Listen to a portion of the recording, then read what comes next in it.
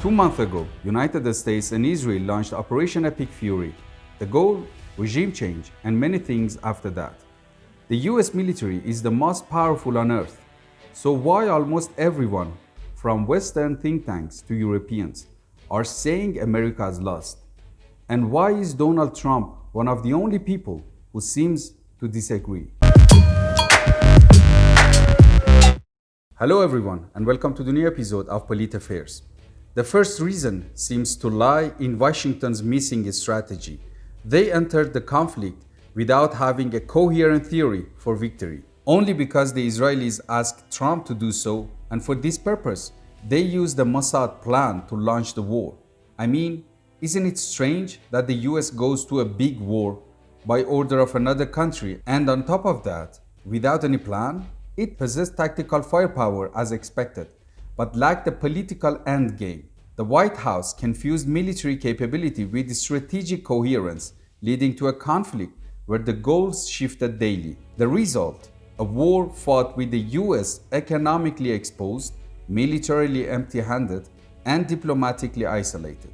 Adding to that, the entire US-Israeli approach was based on dangerously optimistic assumptions about Iran. Decades of sanctions and pressure did not collapse the regime.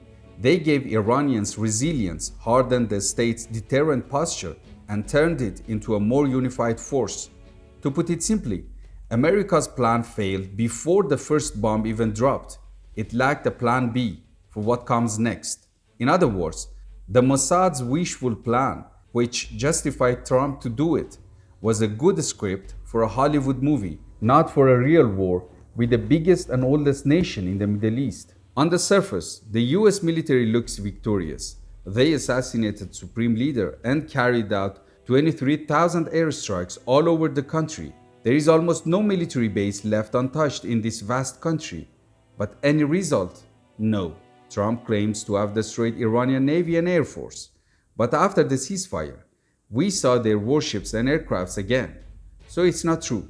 But this isn't even the issue. I mean, Iran never had a modern and formidable air force or navy to begin with. Iran's strategy is asymmetric war, and for this reason, they have only developed modern, powerful missiles and drones. That's their main tool. Could Trump stop it? No.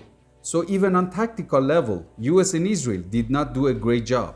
Despite incredible destruction, Iran remains firmly in charge. According to Newsweek, the war has actually weakened American power by exposing its limits.